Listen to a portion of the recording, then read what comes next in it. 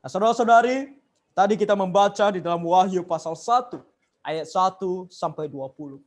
Nah, ini akan menjadi renungan kita dengan sebuah judul renungan atau topik renungan, yaitu lihatlah, ia datang segera. Nah, ini adalah suatu hal yang harus kita perhatikan. Apalagi di zaman sekarang ini. Kita melihat tanda-tanda kedatangan Tuhan Yesus begitu akan segera datang. Waktunya tinggal sebentar lagi. Jarak antara kita dengan kedatangan Tuhan Yesus itu sudah sangat dekat. Namun masalahnya adalah dalam firman Tuhan dikatakan, ketika Tuhan Yesus datang, adakah iman ia temui? Itu harus menjadi sebuah pertanyaan yang besar di dalam diri kita.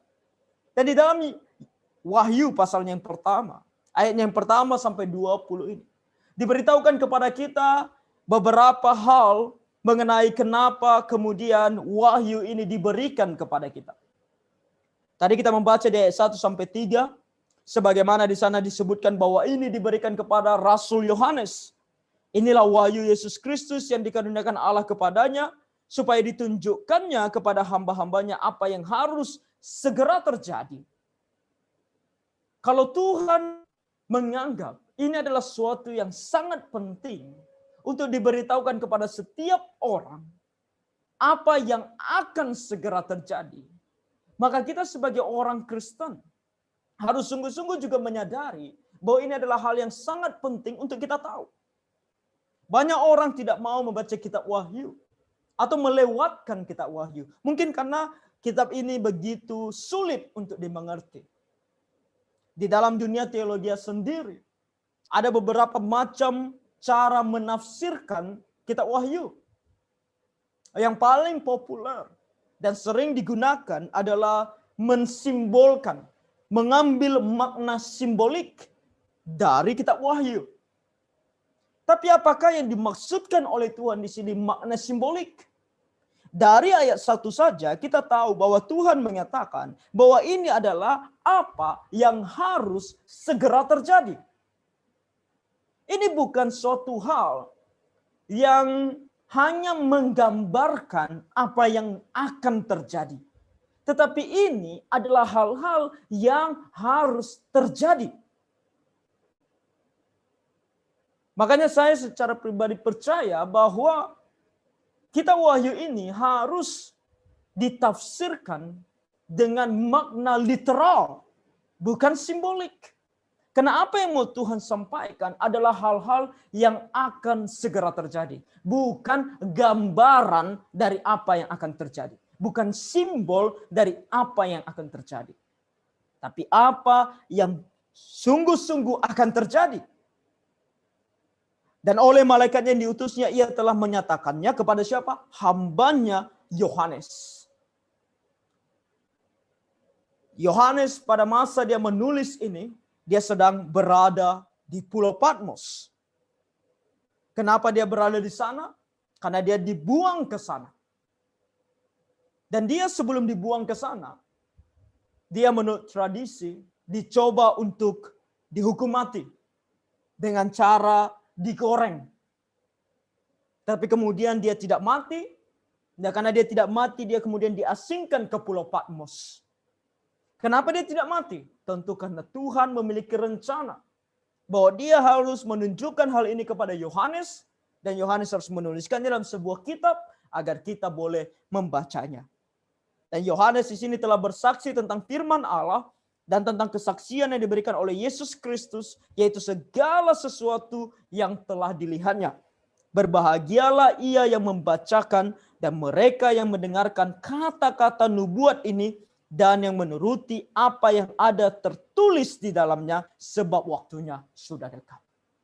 Nah, hari ini, malam hari ini, kita mau memiliki sebuah semangat untuk mau belajar firman Tuhan ini. Agar kita menjadi orang yang seperti ini. Yang berbahagia karena kita membaca dan kita mendengarkan tentang segala perkataan di dalam kitab nubuat ini. Yaitu kitab Wahyu ini. Karena apa? Waktunya sudah dekat. Di dalam kitab Wahyu ini kita akan melihat berbagai macam peringatan daripada Tuhan. Dan kitab Wahyu ini harus menjadi suatu peringatan bagi kita. Bahwa waktunya sudah sangat dekat dan ketika itu tiba, biarlah kita tidak menjadi orang-orang yang dihukum sama seperti apa yang akan dituliskan di dalam kitab Wahyu ini. Di sini dikatakan dari Yohanes kepada ketujuh jemaat yang di Asia Kecil. Nah, pada waktu Yohanes menuliskan kitab Wahyu ini, ada 7 jemaat. 7 jemaat yang kita nanti lihat apa-apa saja atau siapa-siapa saja mereka.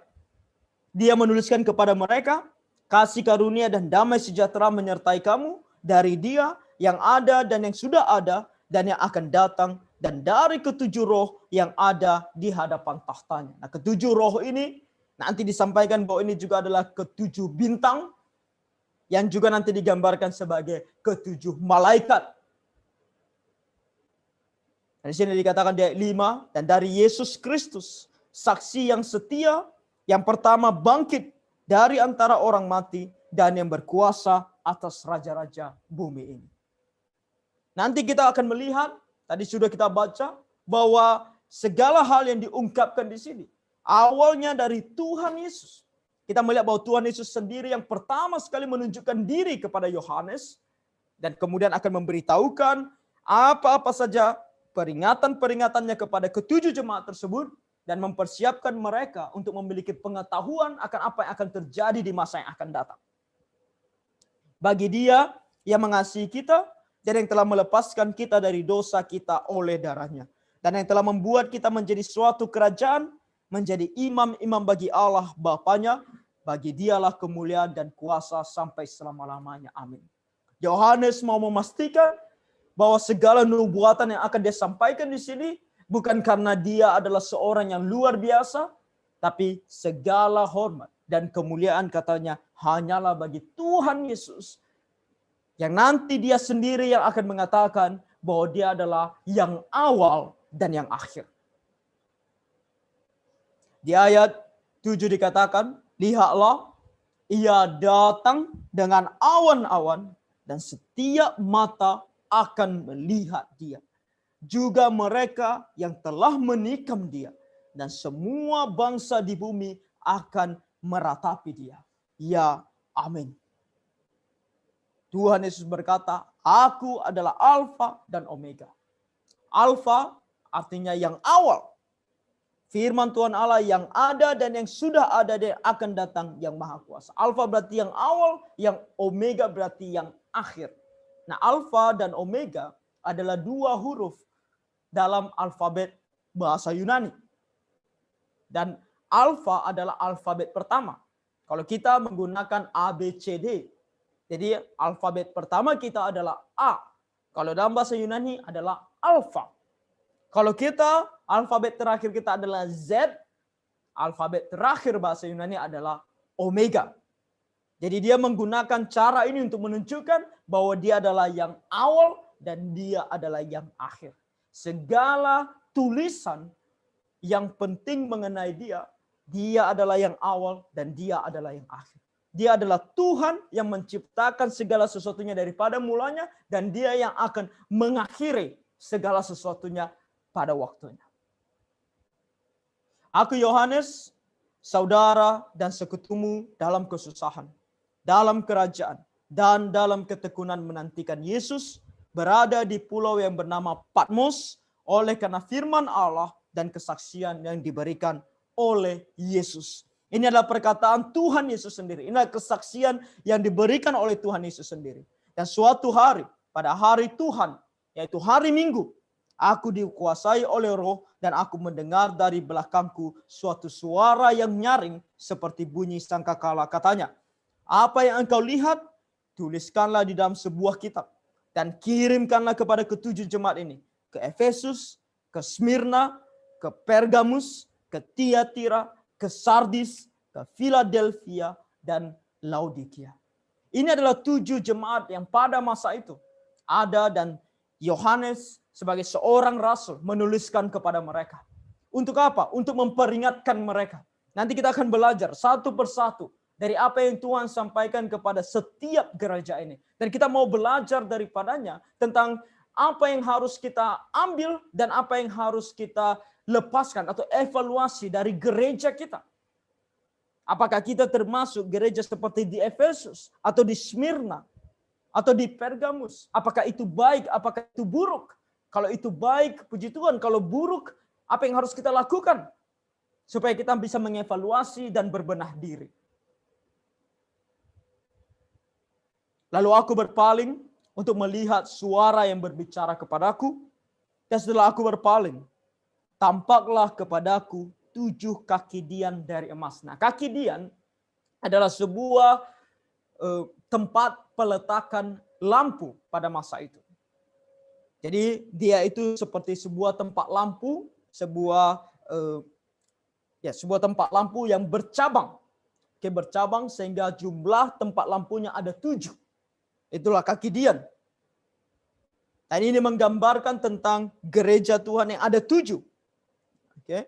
Dan di sini dikatakan, lalu aku berpaling untuk melihat ada kaki dian, ayat 13, dan di tengah-tengah kaki dian itu ada seorang serupa anak manusia, berpakaian jubah yang panjangnya sampai di kaki, dan dadanya berlilitkan ikat pinggang dari emas. Ini tidak lain dan tidak bukan Tuhan Yesus sendiri. Karena dia selalu digambarkan seperti anak manusia di dalam firman Tuhan. Anak manusia yang berpakaian jubah panjang sampai di kaki. Dadanya berlilitkan ikat pinggang dari emas. Kepala dan rambutnya putih bagaikan bulu yang putih metah. Dan matanya bagaikan nyala api. Suatu gambaran. Kalau dikatakan rambutnya putih adalah sebuah gambaran bahwa dia bukanlah manusia yang baru. Dia adalah seseorang yang sudah tua sekali. Artinya ini menunjukkan kepada kita bahwa Tuhan kita atau Tuhan Yesus bukan seorang manusia yang baru muncul 2000 tahun yang lalu ketika dia lahir. Tapi adalah seorang manusia yang bahkan sudah ada sebelum dunia ini dijadikan dan akan terus ada. Menggambarkan sebuah umur yang begitu berkepanjangan. Tetapi matanya seperti nyala api. Artinya matanya begitu tajam. Melihat ke arah siapapun. Seperti sebuah nyala api dan kakinya mengkilap bagaikan tembaga membara di dalam perapian. Suaranya bagaikan desau air bah. Artinya dia begitu megahnya. Dan di tangan kanannya ia memegang 7 bintang. Dan dari mulutnya keluar sebilah pedang tajam bermata 2. Dan wajahnya bersinar-sinar bagaikan matahari yang terik. Dan di sini sebuah pedang tajam yang bermata 2 yang keluar dari mulutnya itu adalah firman-Nya.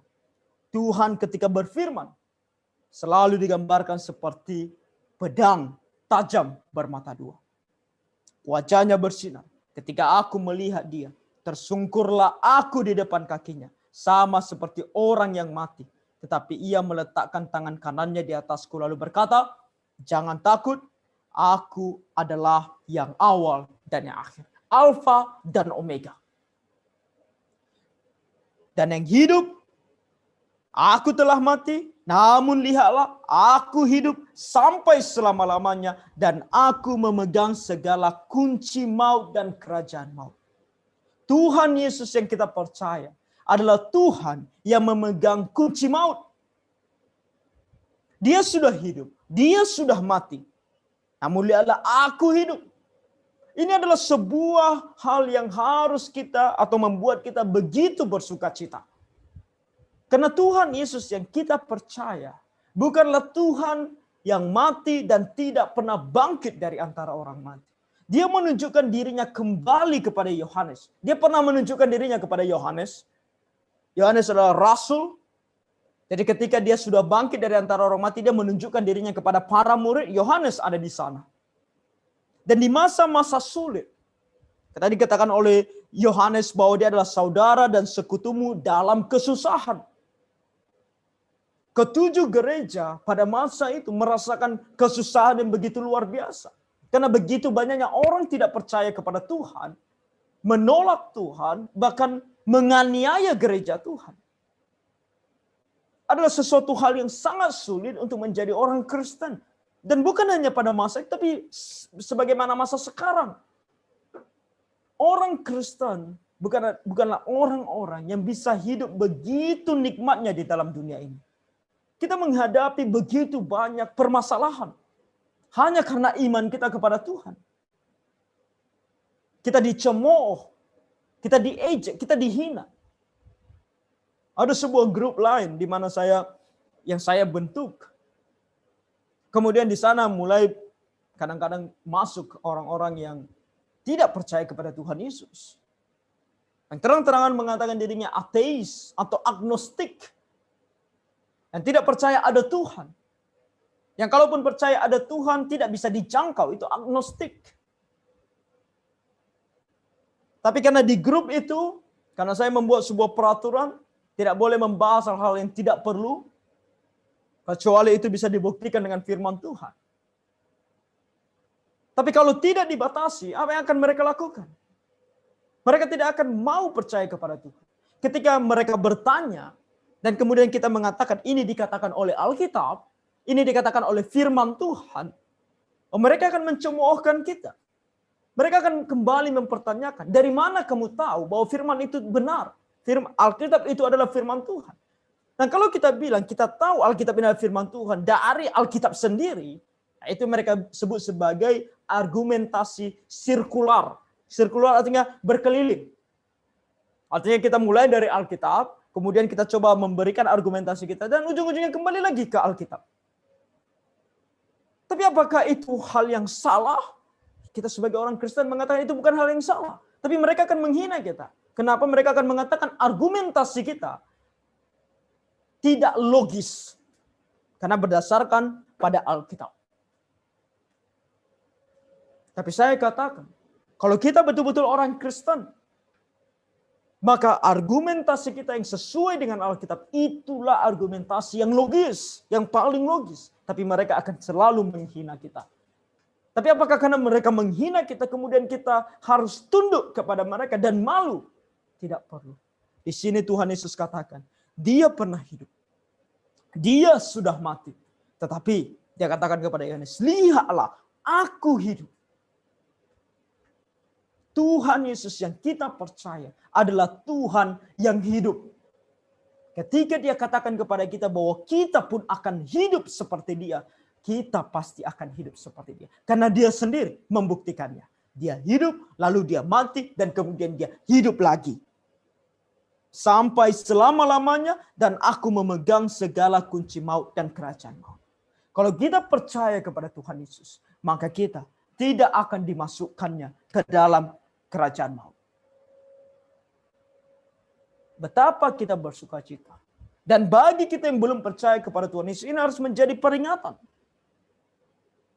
Karena dia adalah pemegang kunci maut dan kerajaan maut. Sangat menarik. Di sini dikatakan bahwa dia adalah pemegang kunci maut. Kadang-kadang saya berpikir, kenapa tidak dituliskan atau tidak dia katakan bahwa dia adalah pemegang kunci sorga?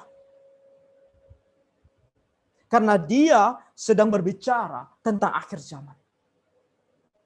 Siapa yang akan menghakimi dunia dan yang akan melemparkan mereka ke dalam api neraka, kerajaan maut, tidak lain dan tidak bukan adalah Tuhan Yesus sendiri. Maka berhati-hatilah bagi kamu yang suka menghina Tuhan Yesus. Menganggap Tuhan Yesus bukan Tuhan. Berhati-hatilah. Karena selain dia memegang kunci sorga, selain dia bisa memasukkan orang yang percaya kepadanya ke sorga, dia juga akan memasukkan kamu yang tidak percaya ke dalam kerajaan maut. Oh, kamu mengatakan dia tidak baik, dia tidak punya kasih, dia memasukkan kamu ke dalam kerajaan neraka, kerajaan maut. Apakah dia tidak punya kasih? Dia sangat mengasihi kamu. Makanya hari ini dia mau kamu membaca ini. Supaya kamu bertobat dan percaya kepadanya. Tapi kalau kamu mengeraskan hatimu, dia adalah Allah yang adil. Yang tidak akan melepaskan dosa yang belum diampuni tanpa dihukum. Karena kalau itu dia lakukan, maka keadilan tidak ada lagi di dalam dia. Jadi berhati-hatilah. Tuhan Yesus adalah Tuhan yang memegang kerajaan maut. Karena itu, tuliskanlah apa yang telah kau lihat. Baik yang terjadi sekarang maupun yang akan terjadi sesudah ini. Jadi setiap hal yang akan dia lihat, baik itu yang sedang terjadi sekarang mengenai ketujuh gereja tersebut, maupun yang terjadi yang akan datang. Suatu hal yang akan terjadi di masa yang akan datang. Dan rahasia ketujuh bintang yang telah kau lihat pada tangan kananku dan ketujuh kaki dian emas itu. Ketujuh bintang itu ialah malaikat ketujuh jemaat dan ketujuh kaki dian itu ialah ketujuh jemaat. Ketika kita belajar kitab Wahyu, ketika kita akan melihat hal-hal yang begitu luar biasa, bahkan juga mengerikan yang akan terjadi di akhir zaman, kita harus sangat-sangat belajar dan waspada untuk melihat diri kita. Supaya apa yang akan kita baca nantinya di minggu-minggu yang akan datang tidak terjadi kepada kita. Tetapi justru yang terjadi bagi kita adalah keselamatan daripada Tuhan. Lihatlah, aku datang segera. Dan ini dituliskan untuk memperingatkan kita semua. Bahwa ketika dia datang, dia adalah seorang yang pernah hidup. Dan kemudian dia sudah mati. Kemudian dia sudah bangkit kembali. Tapi ketika dia datang itu, ketika semua orang melihat dia, dikatakan tadi di ayat ke-7, ia datang dengan awan-awan dan setiap mata akan melihat dia. Juga mereka yang telah menikam dia. Semua orang, baik yang sudah mati maupun yang sudah hidup. Karena yang sudah mati akan dibangkitkan kembali tubuh mereka. Dan yang masih hidup, yang menikam dia bukan berarti harus ada ketika dia disalibkan. Tapi semua orang juga yang ikut menolak dia sebagai Tuhan dan Juru Selamat mereka. Dan semua bangsa di bumi akan meratapi dia. Kenapa meratapi? Bukan meratapi karena mereka sedih dia sudah mati atau dia sudah ditikam. Tapi karena meratapi dalam penyesalan. Karena ketika dia datang itu, dia menunjukkan bahwa dia adalah pemegang kunci. Dan kunci tersebut adalah kunci maut dan kunci kerajaan maut. Lihatlah, ia datang segera. Persiapkan diri kita. Jangan kita menjadi orang-orang yang belum percaya kepada Tuhan Yesus. Jangan kita menjadi orang-orang yang belum memiliki rasa takut akan Tuhan Yesus. Kalau itu terjadi kepada kita, maka sungguh kita dalam bahaya yang sangat besar. Kita akan dimasukkan ke dalam kerajaan maut yang akan dibukakan dengan lebar, bahkan oleh Tuhan Yesus sendiri. Jadi saudara-saudara, firman Tuhan di hari ini seharusnya menolong kita untuk sadar, menolong kita untuk kita boleh tahu bahwa kita harus mempersiapkan diri kita untuk menyongsong kedatangannya yang kedua kali. Jadi kiranya Tuhan menolong kita semua. Mari kita berdoa.